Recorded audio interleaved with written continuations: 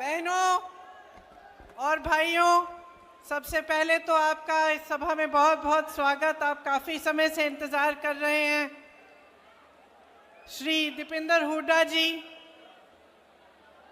मेरी छोटी बहन विनेश, श्री सतपाल ब्रह्मचारी जी, श्रीमती कृष्णा पूनिया जी, श्री राजा बरार जी जो पंजाब से आए हैं, मंच पर आसीन सभी वरिष्ठ नेतागण, सभी पदाधिकारी।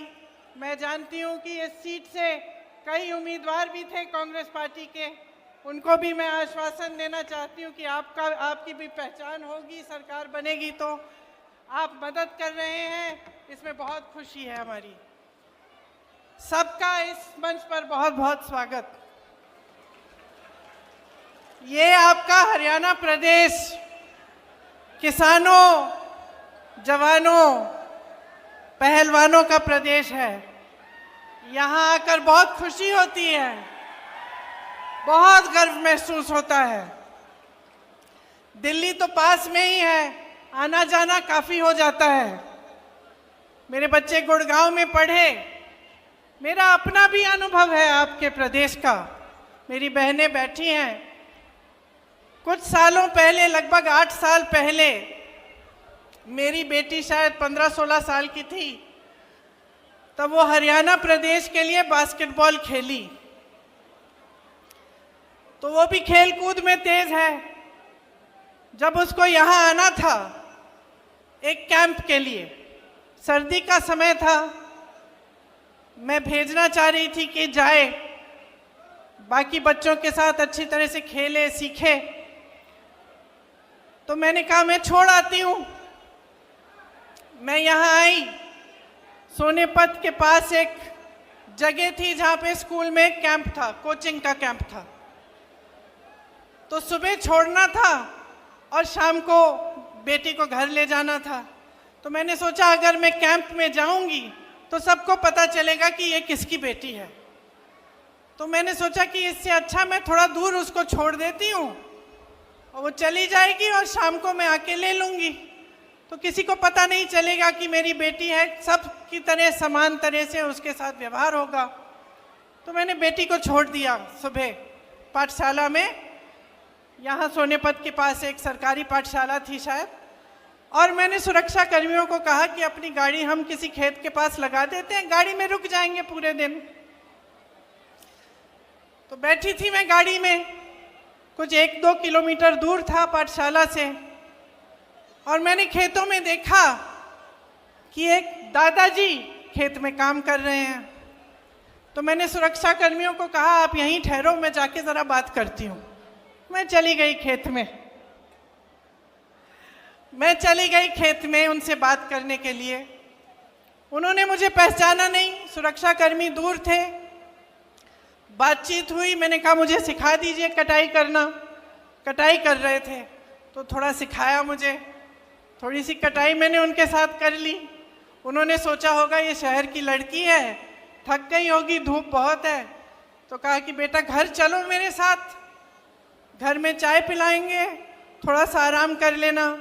मुझे भी लगा कि पूरे दिन इंतज़ार करना है, तो चलो इन्हीं के घर चले जाती हूँ, दादू जी के साथ चली जाऊँगी, वहीं बैठ जाऊँगी, पूरा दिन इंतज़ार करना है मुझे। तो दादू के साथ मैं घर चली गई। मुझे घर ले गए अपने। घर में दादी जी थीं, छोटे छोटे बच्चे थे, बहुएं थीं।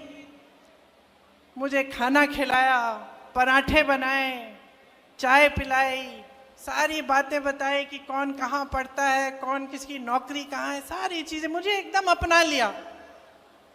मतलब अभी अभी मिले थे, मुझे जानते नहीं थे, अपने परिवार समान घर ले गए, अपनाया।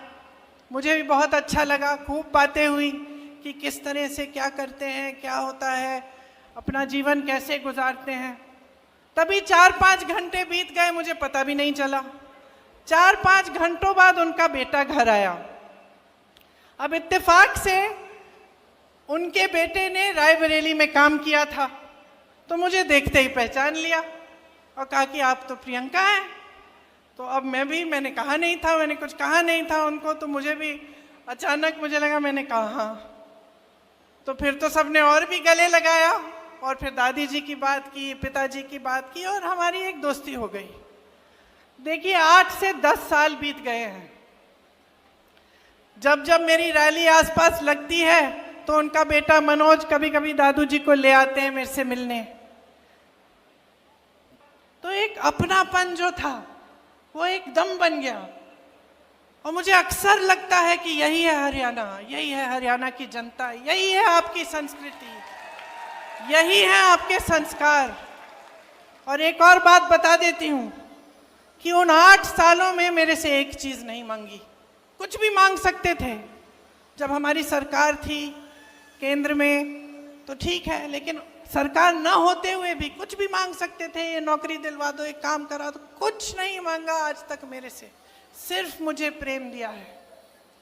और मैं समझती हूँ हमेशा कि जो आपका प्रदेश है और मेरा परिवार है, उसके बीच जो रिश्ता रहा है, उसी का प्रतीक ये मेरा एक छोटा सा रिश्ता जो इस एक परिवार के साथ है वो है। एक और बात बताती हूँ, मेरी बच्ची फिर हरियाणा के लिए खेली और उसके साथ 10 और लड़कियां थीं जो उसकी टीम में थीं। यहाँ से दूर जाना था पौंडीचेरी, चेन्नई से भी आगे, मद्रास से भी आगे। वो लड़कियां गई, मैं भी साथ साथ चली गई। मैंने कहा मम्मी हूँ, जाना चाहिए। बाकी एक और लड़की थी जिसकी माताजी साथ में थी। बाकी सारी जो लड़कियां थी गांव की लड़कियां थी, खूब मेहनत करके आगे बढ़ी थी। उनके माता पिता नहीं आए उनके साथ। वो वहाँ पे 4-5 जो टूर्नामेंट थी उसके लिए उन्होंने संघर्ष किया। बहुत गर्मी थी उस समय, मेरे ख्याल से 44-45 डिग्री की गर्मी थी। और जो मेरी बेटी की टीम की कैप्टन थी उसका नाम रितिका था। छोटी सी लड़की थी, विनेश की तरह, तुम्हारी तरह छोटे बाल थे उसके। 102 बुखार था उस लड़की को, लेकिन वो खेलती रही, रुकी नहीं। डांट खाई उसने अपने कोच से। टीम को जिताने के लिए उसने इतना परिश्रम किया। मेरी बेटी घर आके मुझे कहती है, माँ 102 बुखार था उसको, अगर मुझे बुखार होता तो तुम घर ले आती, बोलती कि ले जाओ अभी नहीं खेलना है। वो अकेली थी, वो लड़ी, संघर्ष किया उसने। हमारी पूरी टीम उसके साथ खड़ी थी, लेकिन वो अकेली लड़की 102 बुखार लेकर वो खेलती रही, वो रुकी नहीं। तो मैं समझती हूँ कि हर लड़की, हरियाणा की हर लड़की के दिल में ये आग है। हर बेटी ने संघर्ष किया है अपने अपने तरह से। आप सब बड़ा करते हो, पालते हो, पोसते हो, किसी कैंप में भेजते हो, स्पोर्ट्स के लिए भेजते हो, आगे बढ़ाने के लिए आप संघर्ष करते हो, भरोसे के साथ भेजते हो। मैंने भी जब जब अपने बच्चों को भेजा है, चाहे स्कूल में, पाठशाला में, कोचिंग कैंप में, तो कुछ भरोसा होता है अध्यापकों पे, कोच पे, आगे जो संस्था है उस पे भरोसा होता है कि चलो हम भेज रहे हैं अपने बच्चों को, आप कम से कम हमारे बच्चों की हिफाजत कर लोगे। बच्चा भी देश के लिए, प्रदेश के लिए लड़ रहा है, संघर्ष कर रहा है, खेल रहा है। पूरे देश को गर्व होगा अगर जीतेगा, तो उसकी हिफाजत करिए। यही उम्मीद रखते हैं माँ बाप, है ना। माताएं बैठी हैं बहुत, यही उम्मीद रखती हैं आप। विनेश के साथ भी ऐसा ही हुआ कि उसके माँ बाप ने भी पूरे भरोसे के साथ उसको भेजा, संघर्ष किया, लड़ी, ओलंपिक्स तक पहुंच गई और उसका संघर्ष का फल भी उसे मिला, मेडल मिला। पूरे देश को गर्व महसूस हुआ, पूरा देश खुश हुआ। सबने कहा हमारी बेटी है। जीत के समय आई, प्रधानमंत्री जी ने घर बुलाया, चाय पिलाई, फोटो खिंचवाई। भाजपा के तमाम नेता, सारे जितने भी भाजपा के लोग थे, सबने कहा कि देखो मोदी जी हैं तभी मेडल जीत रहा है भारत। पूरी मीडिया ने भी कहा, सब खुश थे, सबको गर्व था, हम लोगों ने देखा नहीं, कुछ कोई फर्क नहीं पड़ता कौन सी पार्टी नहीं है, हमारे देश के लिए कोई मेडल लाया है और इतना संघर्ष करके हमारी लड़कियां, हमारी बहनें गई हैं, हम सबको गर्व महसूस हुआ। लेकिन फिर क्या हुआ? वो भरोसा तोड़ा गया। वो भरोसा जिसके साथ विनेश के माँ बाप ने उसको भेजा होगा, वो भरोसा जो विनेश के दिल में था अपनी सरकार के प्रति, अपने ओलंपिक्स के एसोसिएशन के प्रति, जिसके साथ वो इतनी दूर किसी और देश में जा रही थी अकेले, वो भरोसा टूटा। और क्यों टूटा? क्योंकि विनेश और उसके साथियों के साथ अन्याय किया गया। और जब विनेश ने अन्याय देखा तो वो खड़ी हो गई। और ये भी हरियाणा का स्वभाव है, ये आपका स्वभाव है, ये आपकी संस्कृति है, ये आपकी परंपरा है। आपने अपने बच्चों को इसी परंपरा के तहत बड़ा किया है। दीपेंद्र जी ने कहा, और आप सब जानते हैं, यहीं पे कुरुक्षेत्र की भूमि में, हरियाणा में, भगवान श्री कृष्ण ने भगवत गीता का प्रवचन दिया। और क्या कहा था उस समय? कि जब जब अन्याय होगा, जब जब इस दुनिया में अन्याय होगा, तो सच्चाई और न्याय की आवाज उठेगी। मैं प्रकट होऊंगा, भगवान प्रकट होंगे और अन्याय के खिलाफ लड़ेंगे। ये आपकी परंपरा है। तो जब हम विनेश की बात करते हैं, सिर्फ विनेश का संघर्ष नहीं था, ये सिर्फ एक महिला का संघर्ष नहीं था, ये आप सबका संघर्ष है, ये आप सबकी लड़ाई है। जब इनके साथ अन्याय होता है, आप सबके साथ अन्याय होता है, आप सबका भरोसा टूटता है, आप सबके साथ विश्वासघात होता है। और आपकी परंपरा रही है, भगवत गीता की सीख से ही महात्मा गांधी जी ने हमारा स्वतंत्रता संग्राम चलाया। आज उनका जन्म दिवस है। आज अगर हम उनको याद करते हैं तो हमें एक बात याद आती है, सत्यमेव जयते, अहिंसा, सत्य। और कहाँ से मिली उनको ये बातें? भगवत गीता से मिली, भगवान श्री कृष्ण के प्रवचन से मिली, उनके संदेश से मिली।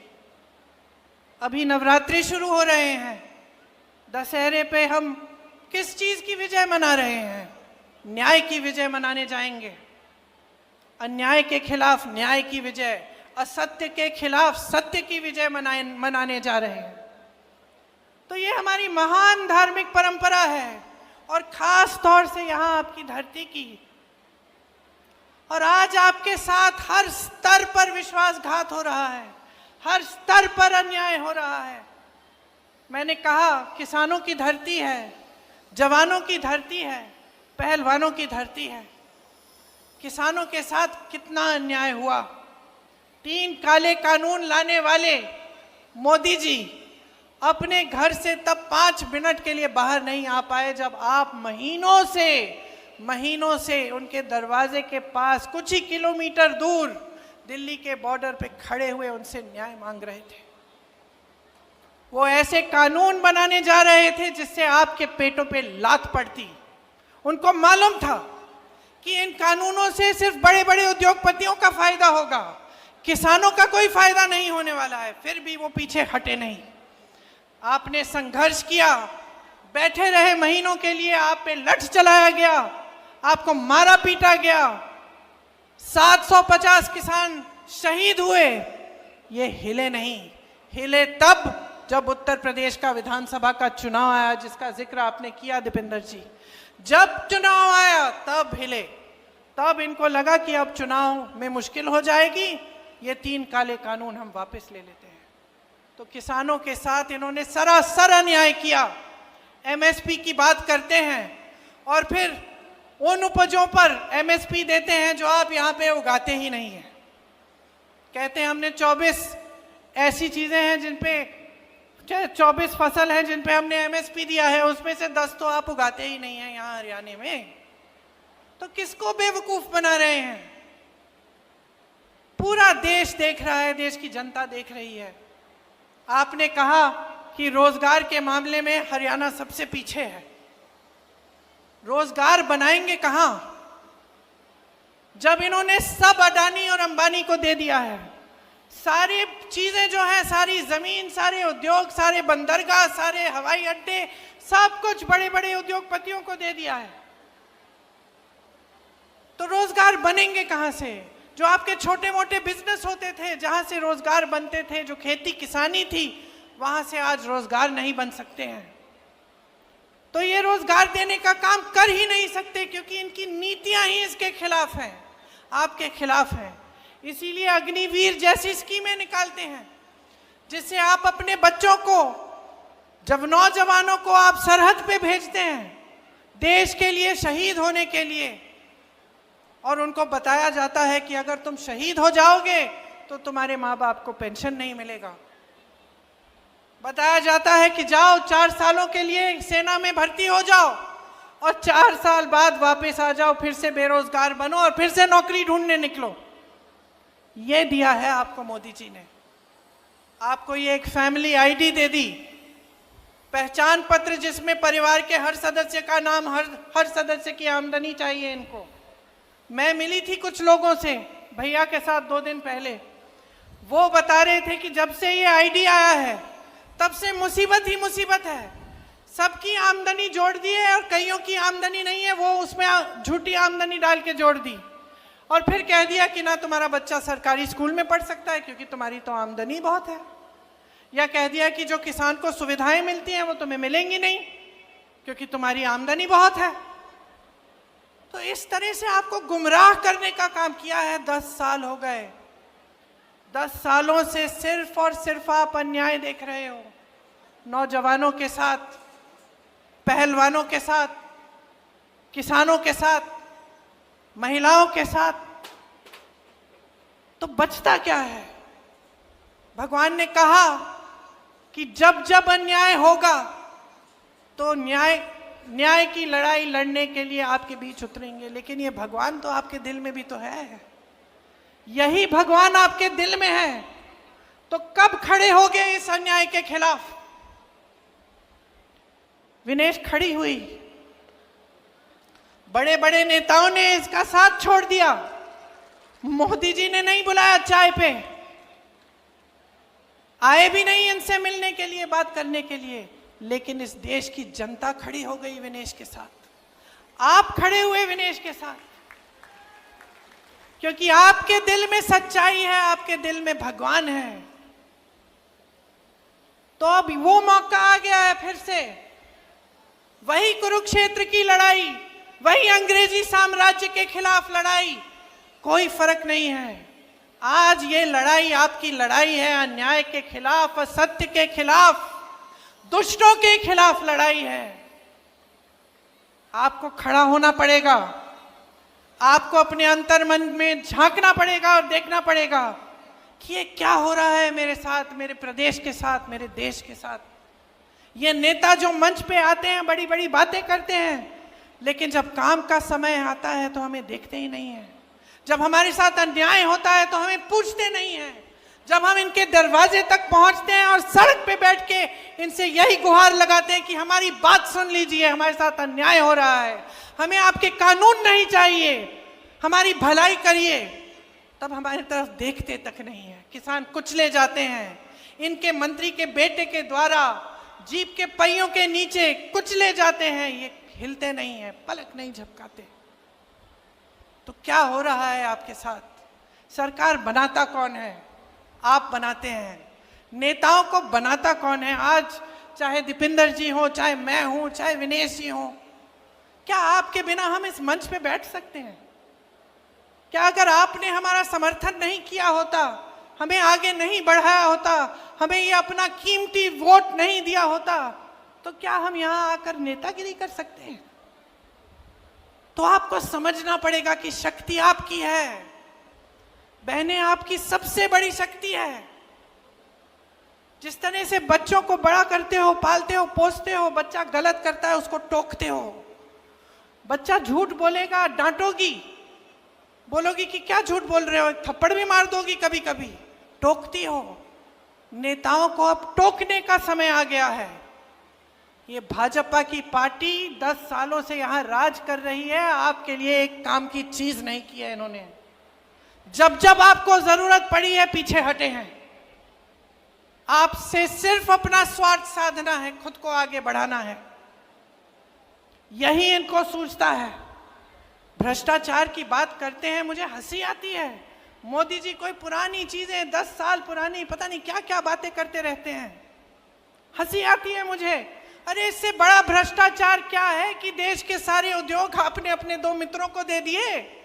इससे बड़ा भ्रष्टाचार क्या हो सकता है कि आप ऐसे कानून लाने जा रहे थे जिससे इस देश का किसान पिस जाएगा, लेकिन आपके बड़े 2 बड़े उद्योगपति मित्रों को सब कुछ मिल जाएगा, उन कानूनों का फायदा मिल जाएगा। वो उद्योगपति किसी किसान की जमीन हड़पना चाहे, लेना चाहे, तो किसान उसके खिलाफ कचहरी में लड़ ही नहीं सकता, ऐसा कानून था वो। डीएम के पास जाओ और डीएम सुलझाएगा तुम्हारा मामला। अगर तुम्हारी जमीन ले ली किसी बड़े उद्योगपति ने, ये कानून लाने जा रहे थे, आप समझ गए, आपने पहचाना, और क्योंकि आपने पहचाना आपने संघर्ष किया। हमारे संविधान ने आपको सबसे बड़ी शक्ति दी है। सत्यमेव जयते कहने वाली बात नहीं थी, ये हमारे संविधान में गड़ी हुई है ये बात, समानता की बात, कि आप में, मेरी बहन जो यहाँ बैठी है, आप में वो खेती जिसने मुझे सिखाई दादू जी, आप में उतनी ही शक्ति है जितनी दीपेंद्र जी में है, जितनी मोदी जी में है, जितनी मेरे में है। ये संविधान ने शक्ति दी है आपको, ये वोट की शक्ति है, ये वो अधिकार है जिससे आप हम सबको बदल सकते हो, नया नेतृत्व ला सकते हो। आप चाहो तो अपने भविष्य को बदल सकते हो।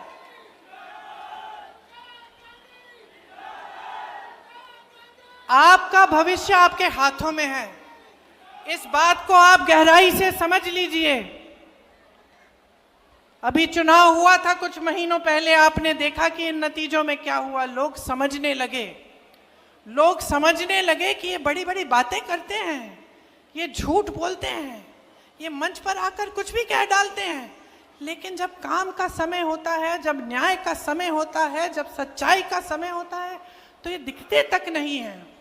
तो ये बात आप भी समझ लीजिए। देखिए, आप अपने बच्चों को बड़ा करते हैं ताकि उनका भविष्य बने।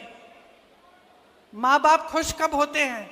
बच्चा नौकरी कर रहा है, कमा रहा है, हमें भी लगता है, बहन आपको भी लगता होगा, बड़ा होगा, आपकी देखभाल करेगा, आपका पालन पोषण करेगा, मतलब पालन पोषण नहीं, आपकी देखभाल करेगा, आपने पालन पोषण किया है उसका,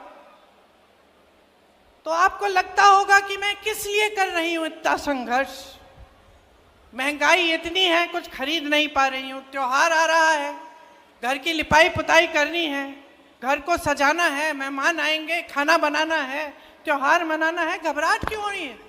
घबराहट क्यों हो रही है? खुशी के साथ साथ घबराहट हो रही है, क्योंकि महंगाई इतनी है। तो महंगाई, बेरोजगारी, अन्याय, ऐसे ऐसे कानून जिससे किसान की कमाई नहीं हो पा रही है, तो आप बदलाव लाएंगे कि नहीं लाएंगे? यहाँ की बेरोजगारी हटानी है कि नहीं हटानी है? ये लोग भ्रष्टाचार की बात करते हैं, तमाम स्कैम तो इन्हीं के हैं। यहाँ पे एक पूरी लिस्ट बनी हुई है, देखिए, डाडम और यमुना खनन घोटाले, शराब घोटाला, मेट्रो रूट घोटाला, अमृत योजना, सफाई घोटाला, रजिस्ट्री घोटाला, धान खरीद घोटाला, रोडवे स्कीम का घोटाला, HSSC घोटाला, 30 पेपर लीक। बच्चे बड़े होते हैं, पढ़ाई करते हैं, आप मेहनत करते हो पढ़ाने के लिए, बेचारा भर्ती का पेपर देने के लिए ट्यूशन करता है, ट्यूशन के लिए आप कर्ज लेते हो, ट्यूशन करता है, पेपर देता है, पेपर लीक हो जाता है, भविष्य खत्म। अब इंतजार करो, भर्ती नहीं निकलती, अब उसको लगता है कि भाई भर्ती निकल जाएगी, आज नहीं तो कल, 1 महीने में, 2 महीने में, 6 महीने में, करते करते इंतज़ार करता है, भर्ती नहीं निकलती, बेरोजगार रहता है, कहीं और एप्लीकेशन नहीं देता, ये सोच के कि चलो मैंने पेपर कर लिया, कभी ना कभी तो निकलेगी। तो एकदम पूरी तरह से आपके भविष्य को बर्बाद करने का काम किया है। हर तरह से आपको पीस रखा है, आपको घेरा हुआ है। तो समय आ गया है, चुनाव है, चुनाव की गंभीरता को आप समझिए। कांग्रेस पार्टी इस चुनाव में आपको कह रही है, और आपको देखना चाहिए कि हमारे जहां जिन प्रदेशों में हमारी सरकार है उनमें हम क्या क्या कर रहे हैं। बुजुर्गों को, दिव्यांगों को विधवा पेंशन 6,000 रुपये महीना हम दे रहे हैं। ये आपको हम कह रहे हैं कि हम हरियाणा में देने जा रहे हैं। मेरी बहनों को हर महीने 2,000 रुपये मिलेंगे सरकार से, क्योंकि बहनें, आपकी मेहनत को कोई पहचान नहीं रहा है, आपकी मेहनत को कोई पहचान नहीं रहा है। आप खेती में भी मेहनत करेंगी, जॉब भी करेंगी, ऑफिस में काम भी करेंगी, तब भी आप घर पे आकर मेहनत करती हैं, तब भी घर पे खाना आप पकाएंगी, बच्चों का देखभाल आप करेंगी, परिवार के सब सदस्यों का देखभाल करेंगी। जब तक सब सोएंगे नहीं तब तक आप नहीं सोगी, है कि नहीं? कोई पहचानता है इस मेहनत को? हम कह रहे हैं, हम पहचानते हैं। आपको हर महीने 2,000 रुपये दिए जाएंगे इस मेहनत के लिए, ताकि आप कम से कम अपने पैरों पे आप थोड़ा सा अपना पैसा रख सकते हैं, अपने पैरों पे अपनी तरह से खड़े हो सकते हैं। आज गैस का सिलेंडर इतना महंगा है, आप खरीद नहीं पाते। कांग्रेस पार्टी कह रही है गैस के सिलेंडर को 500 रुपये में आपको दिया जाएगा, मतलब आप 500 रुपये में उसको खरीद पाएंगे। जो 2 लाख पद खाली हैं, 10 सालों से भाजपा की सरकार ने खाली रखे हैं, उनको भरने का काम कांग्रेस पार्टी करेगी। भैया के साथ 2 दिन पहले मैं हरियाणा में ही कुछ लोगों से मिली, ट्रक चलाते हैं वो। मैंने उनसे पूछा कि अगर आपको एक स्कीम आपके लिए निकालनी होती जिससे आपका फायदा होता, वो कैसी स्कीम होती, कौन सी स्कीम होती? उन्होंने कहा कि स्वास्थ्य बीमा की स्कीम होनी चाहिए। एक ने कहा मैं राजस्थानी हूँ, जब अशोक जी और कांग्रेस की सरकार थी राजस्थान में, तो मैंने अपनी माताजी का इलाज 80,000 रुपये का इलाज, किडनी का की समस्या थी, मैंने उनका इलाज मुफ्त में कराया। ऐसी स्कीम यहाँ हरियाणा में भी लाओ। तो आज मैं आपको कहना चाहती हूँ कि 25 लाख रुपए तक मुफ्त इलाज सरकार आपका कराएगी, चाहे कुछ भी आपकी बीमारी हो। राजस्थान में कैंसर के पेशेंट, हार्ट के पेशेंटों का इलाज हुआ, मैं मिली उनसे, इतने खुश थे, और हम भी खुश थे कि भाई हमने भी अपनी जिम्मेदारी निभाई। ये जो सारा पैसा आपसे लूटा जाता है दिन रात, जो भाजपा की सरकार, मोदी जी की सरकार, अडानी अंबानी जी की सरकार जो आपसे रोज लूट रही है, ये पैसा वापस आपकी जेब में आना चाहिए, वापस आपको मिलना चाहिए। कैसे? इन्हीं स्कीमों के द्वारा।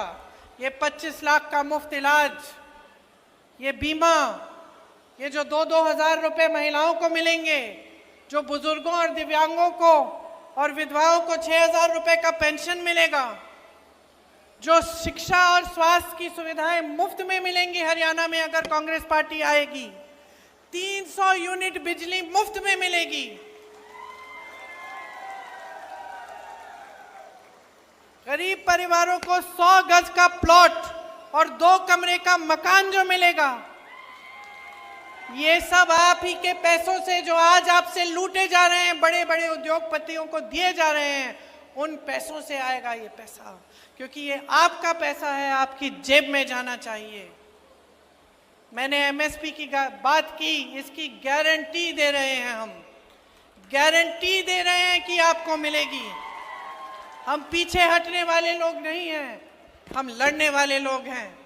हम आपके लिए सड़कों पे उतरे हैं, हमने संघर्ष किया है, चाहे दीपिंदर जी हो, चाहे विनेश जी हो, हम सब ने आपके लिए संघर्ष किया है और करते रहेंगे। हम सब आपके लिए दिन रात समर्पित रहेंगे। आप याद रखिए कि कौन आपके लिए खड़ा रहता है और कौन आपके लिए सच्चाई से काम करना चाहता है। मैं दावे के साथ ये कह सकती हूँ कि विनेश उनमें से है, क्योंकि जब हमने राजनीति में आने की बात की तो इन्होंने मुझसे ये नहीं कहा कि मुझे शान चाहिए, शोहरत चाहिए, मुझे सत्ता चाहिए, ये नहीं कहा। हिचकिचा रही थी, सोच रही थी कि करना चाहिए कि नहीं। फिर मेरे से कहा, दीदी सच बताओ, मुझे गलत बात मत बताओ। राजनीति में आने से क्या जो ये मेरी न्याय की लड़ाई है हरियाणा की लड़कियों के लिए, हरियाणा की मेरी बहनों के लिए, इसको मजबूती मिलेगी कि नहीं? अगर मजबूती मिलेगी तभी मैं राजनीति में आऊंगी, ये बोला है।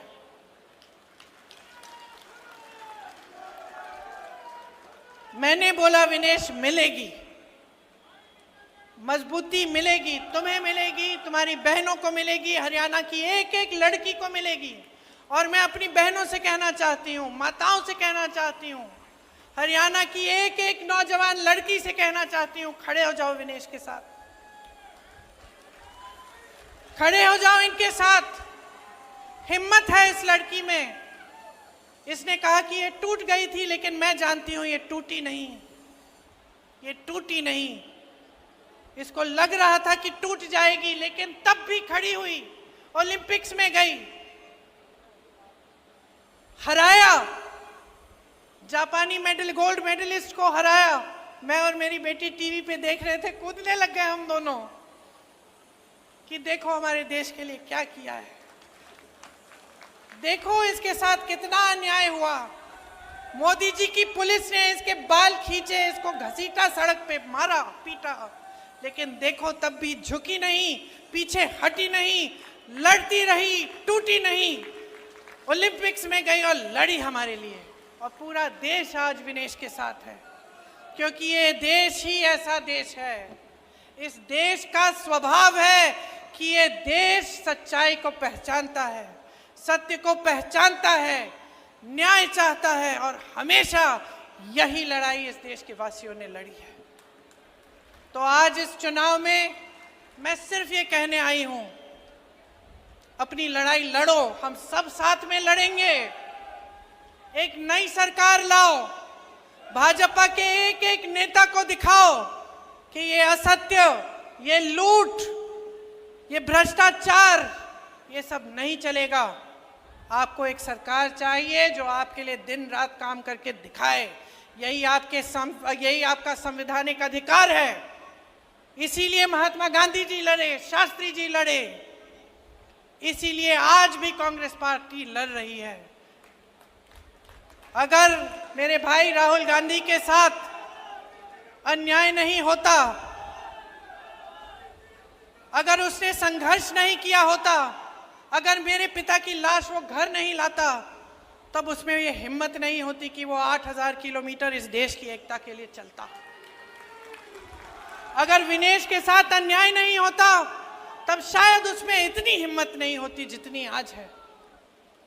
आपके साथ भी अन्याय हो रहा है, हिम्मत बनाओ, लड़ो, बदलो इस सरकार को, हटा दो इस भाजपा को।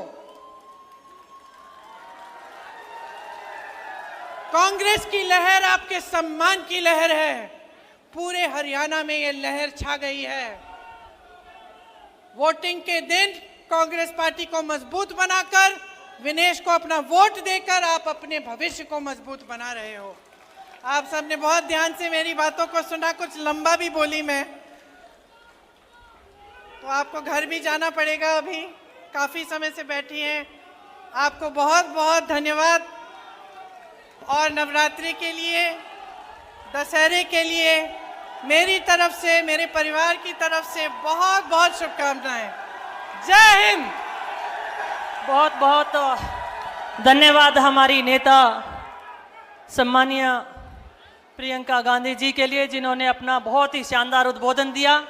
सम्मानित मंच पर हमारे बीच में पंजाब से आए हमारे प्रदेश, आज जुलाना की इस पवित्र धरती पे मैं आपको एक किस्सा सुनाना चाहती हूँ।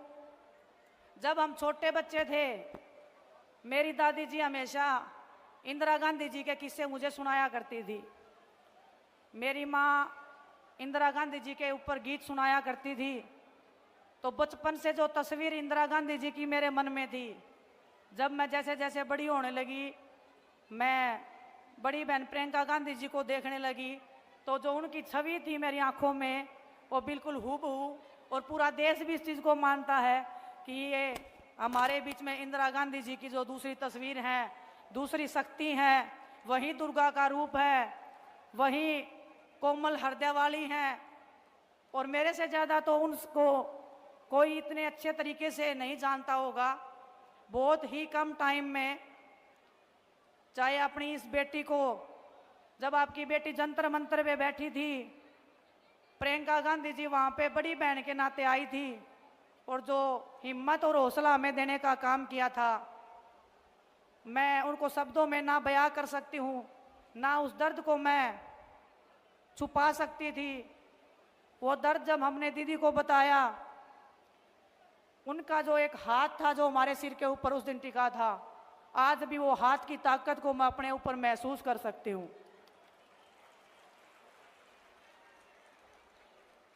बचपन से लेकर अभी तक जो संघर्ष मैंने स्टार्ट किया था, आज भी उस संघर्ष में मैं चल रही हूँ, और इस संघर्ष में पूरा देश मेरे साथ में कंधे से कंधा मिलाकर खड़ा रहा है।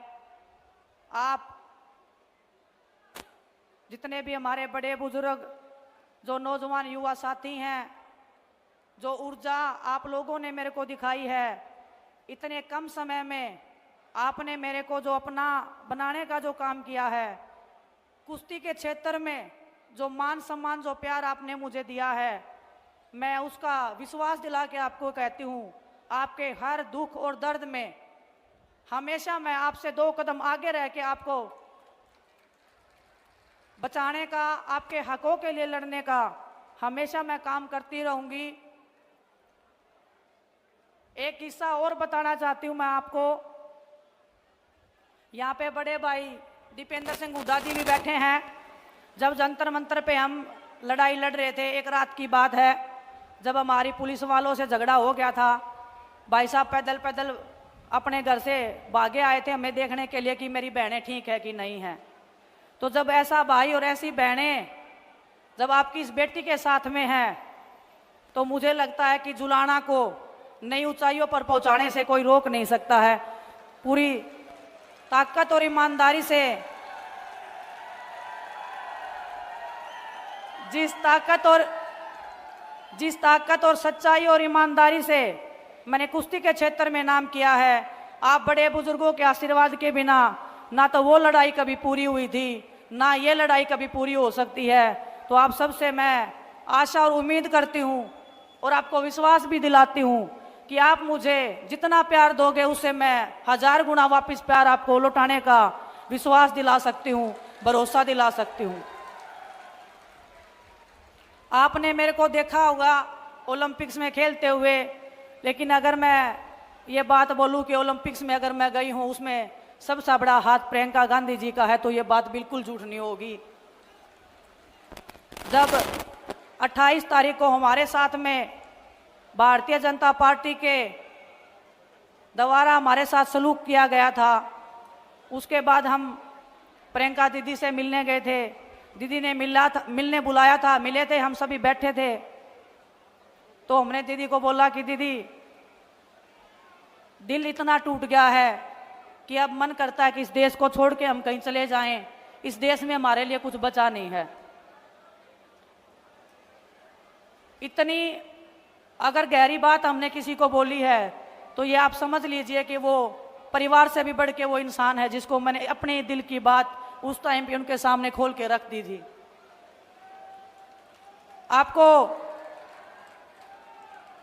आपको ये बात पता नहीं होगी कि दीदी ने उस टाइम पे क्या बताया मुझे।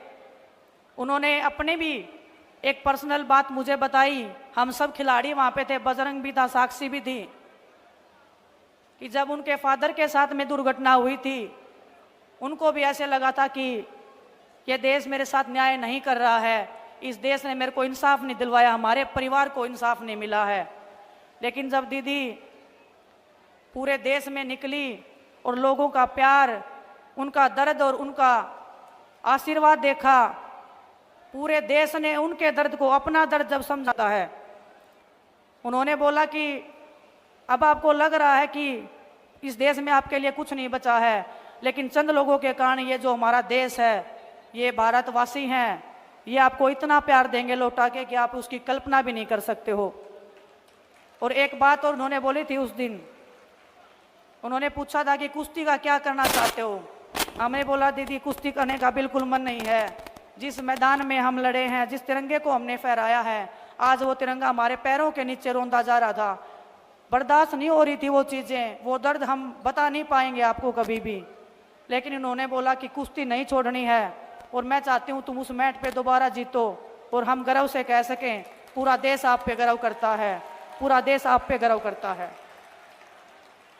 उस दिन एक टूटी हुई लड़की उस कमरे में गई थी और जब बाहर निकल के आई तो वो लड़की दुर्गा का रूप लेके बाहर निकली थी। उसमें सबसे बड़ा हाथ प्रियंका गांधी जी का है, मेरी बड़ी बहन का है। मैं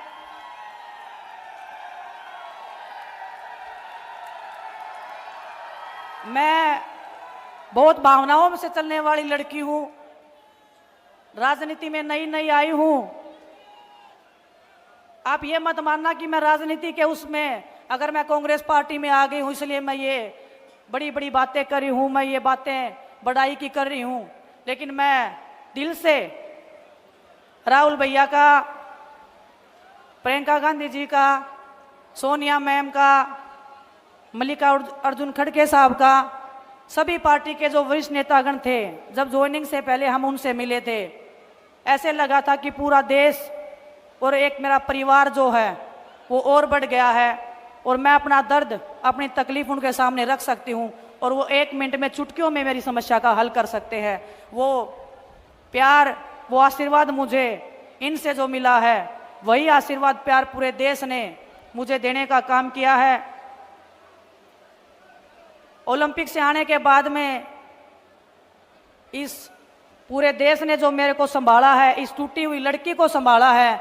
ये टूटी हुई लड़की आज आपके सामने पूरे दृढ़ विश्वास के साथ में खड़ी है और आपको ये कह सकती है, मेरी छोटी बहनों को बता सकती हूँ, मेरे बड़े भाइयों को बता सकती हूँ, जिंदगी में उतार चढ़ाव आते रहेंगे, लेकिन हमारे जैसे लोग, प्रियंका गांधी जी जैसी बड़ी बहन आपके पीछे खड़ी रह के हमेशा आपकी ताकत बनने का काम करेंगे। आप सबको पता है राजनीति में मैं नहीं हूं। दिन में 10 बार बड़े भाई दीपेंद्र सिंह हुड्डा जी के भी फोन आ जाते हैं मेरे पास में कि बहन क्या चल रहा है, ऐसे करना है, ऐसे करना है। जो मेरे को गाइडेंस मिल रहा है, जो परिवार मेरा एक इतना बड़ा क्षेत्र जुलाना विधानसभा का, हर दिन जो मैं गांव में निकली हूं, हमारा कारवां, हमारा परिवार, हमारा ये प्यार हमेशा बढ़ता गया है। मेरे को समेटने में भी टाइम लगेगा आपके इस प्यार को, आपके इस सम्मान को, लेकिन मैं आपको दावे के साथ, मेरे विश्वास के साथ मैं एक बात कह सकती हूँ, आपकी बेटी ना कभी किसी के सामने झुकी थी, ना कभी किसी के सामने झुकेगी। परमात्मा के सामने हमारा शीश झुकता है और बड़ों का हम आदर सम्मान अपनी जी जान से ज़्यादा करते हैं। और मैं ताऊ और ताई सबको एक बात बोलना चाहती हूँ, जो पगड़ी आप मान सम्मान में अपनी इस बेटी को पहनाते हो, बेटी मैं इसलिए बोल रही हूँ, बहुत सारे लोग बोलते कि तेरी तो शादी हो गई है, आपने कभी मेरे को ऐसे फील ही नहीं करवाया कि मेरी शादी हुई है यहाँ पे। आपने बेटी से भी ज़्यादा मान सम्मान और प्यार मेरे को दिया है। आपकी ये बेटी आपके हर दुख दर्द में, हर पिछड़े समाज के साथ में, हर उस दलित, हर उस अत्याचार के आगे खड़ी होगी जो आपने कभी झेला है। हर उस जातिवाद से, हर उस धर्म से आगे बढ़ के आपकी बेटी हमेशा आपके हकों की रक्षा करने के लिए आगे बढ़ती रहेगी। लेकिन वो ताकत और वो विश्वास आपको मेरे को देना पड़ेगा। जब आपकी बेटी विधानसभा में जाएगी तो मैं आपको विश्वास के साथ कह सकती हूँ कि वो आवाज़ जो बनेगी वो आपकी आवाज़ बनेगी। आपके बीच में से जो ये बेटी जाएगी, आपके हकों की आवाज़ बन के, आपका जो मैंने कुश्ती के क्षेत्र में नाम किया है, आप 5 साल बाद जब मैं दोबारा आपके बीच में आऊँगी, यही बड़ा मंच होगा। और मैं दीदी को भी बताना चाहती हूँ, ये जुलाना विधानसभा एक नया इतिहास रचने जा रहा है। आपके आशीर्वाद से, आपके प्यार से इस जुलाना की इस जुलाना की मेरी कर्म भूमि को मैं हमेशा तहे दिल से बहुत शुक्रगुजार करती रहूंगी, धन्यवाद देती रहूंगी कि आपने इस बेटी को, एक ऐसी बेटी को जिसके पीछे इतने दुश्मन लगे हुए हैं, इतने लोग पीछे लगे हुए हैं तोड़ने को, डराने को, लेकिन आपके विश्वास से, आपकी ताकत से ना कभी डरे हैं, ना कभी झुके हैं। आप सबका जो विश्वास है वो ऐसे ही बना रहे, आपका प्यार ऐसे ही बना रहे। आपकी ये बेटी हमेशा दिन रात आपके बीच में रह के, बहुत सारे लोग बोल देते हैं कि ये तो चली जाएगी यहाँ से, मैं आपको विश्वास दिलाती हूँ। और दीदी ने जब, प्रियंका दीदी ने जब मेरे को यहाँ पे भेजा था, दीपेंद्र भाई साहब से जब मैं मिली थी, उन्होंने एक ही बात बोली थी कि कुश्ती के क्षेत्र से अलग है ये क्षेत्र, लेकिन जब आप इन लोगों को टाइम दोगे तो ये लोग आपको अपने दिल और जान से ज़्यादा प्यार करेंगे। और जुलाना की इस धरती ने मेरे को वो दिखा दिया है, वो प्यार, वो सम्मान दे के। आप सबका मैं तहे दिल से धन्यवाद करती हूँ।